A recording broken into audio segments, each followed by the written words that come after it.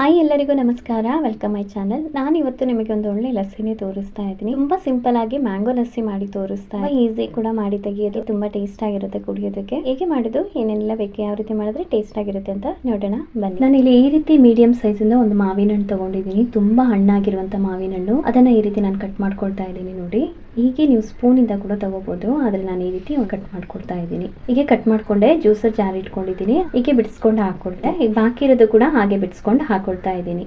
Crush ಮಾಡಿ ತಗೊಳ್ಳೋದಿದೆ.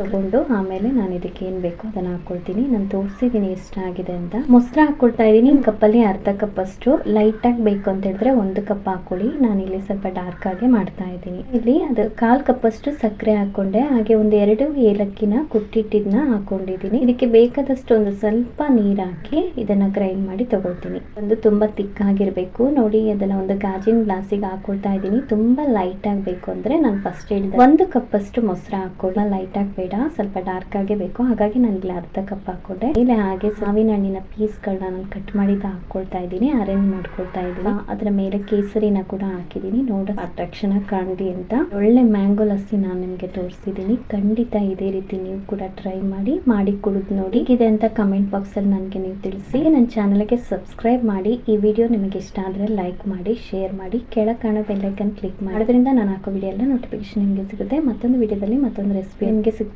ಈಗಾಗಲೇ ನೀವು ಕೊಡ್ತಾ ಇರೋ ಸಪೋರ್ಟಿಗೆ ತುಂಬಾ ಧನ್ಯವಾದಗಳು.